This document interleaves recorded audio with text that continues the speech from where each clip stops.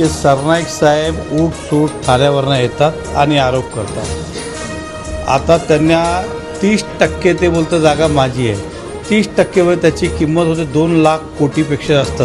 माझ्याकडे कमीत कमी 20-25 चार्टर असले असते असे, आणि एवढे पैसे असले तर सरनाईकला मी कामावर ठेवलं असतं। हे ज्याच्यावर पूर्वेश मी त्याचं उत्तर उद्या देणार आहे, परंतु त्याचा मुलांचं मी मनापासून धन्यवाद करतो। त्यांनी जे म्हटलं चुकीचं काही म्हटलं नाही, पूर्वेशचं अभिनंदनच करतो।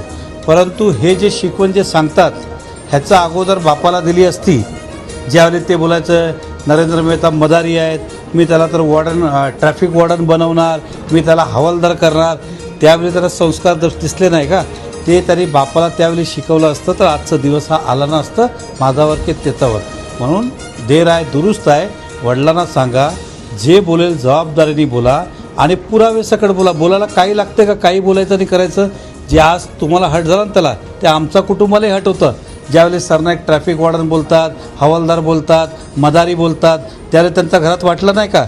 आणि राहिला प्रश्न तो इन्साईड स्टोरी बोलतो ना, तर ऑस्ट्रेलियाची त्याचं इन्साईड स्टोरी आमच्याकडेही आहे। आता संस्कार आम्हालाही तरी शिकू नका तरी, हेच मला आज त्यांना सांगायचं आहे। रिक्षावाल्यांच्या याच्यावरती मराठी सक्तीचा कायदा केलेला आहे आणि 1 तारखेपासून मोहीम सुद्धा राबवली जाणार आहे, या संदर्भात काय? बघा, मी सरनाईकचा भाष्यावर जास्त गांभीर्याने घेत नाही, कारण ते बोलतात तसं कधी होत नाही।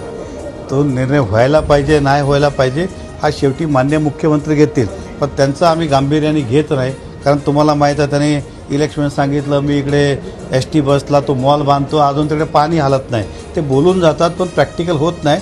मग ज्याली होईल त्याली बघू। सांग लोकदरबार होता सरनाईक यांचा, त्यावेळेला काही जणांनी तक्रारी केलेल्या 7-11 कंपनीबाबत। ते सगळं प्लॅन्टेड होतं। प्लॅन्टेड बोलतात ना की मी दरबार करणार। आज तुम्हाला बघा, माझ्याकडे उद्या लोक येणार आहे, एक सांगणार की सरनाईकने असं फसवणूक केलं, हे करतील, हे आम्हाला कोणाला शिकव राजकारणात आम्ही, हे सगळं प्लॅन्टेड स्टोरी आहे। आणि जे आले होते ना त्यातलं तथ्य असलं तर ते बोलेल ते मी हारेल।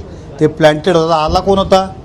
एक व्यक्ती ज्यांनी बोगस कागदपत्र केले, तो 6 महिने जेलमध्ये होता। आता हालाहारी बोलतो की मला फसवलं। दुसरा म्हातारा जो आलेला, एक्झाम्पल उदाहरण सांगतो, तो कोर्टात पण हारलं, SDOकडे सगळीकडे हारलं, आणि नंतर बोलतो की असं झालं, आणि त्याच्यावरही FIR आहे। म्हणजे जो आलेला त्याच जागेवर जो बोलतो की आमची जागा आहे, त्या जागेवर त्याच्यावर FIR आहे, आमच्यावर नाही आहे। तर थोडक्यात हे सगळं प्लॅन्टेड होता, सगळ्यांना शोधून आणलं होतं। जे लोक तक्रार करतात, बघा, ज्या व्यवसायामध्ये जो असतो त्याबद्दल तक्रार असतात, पण तक्रार सत्य आहे की नाही हे तपासायला पाहिजे। एकतर्फा त्यांनी ऐकली ना, दुसरी बाजू त्यांना माहीत आहे का? हे सगळं आम्हाला त्यावेळी समजले प्लॅन्टेड आहे।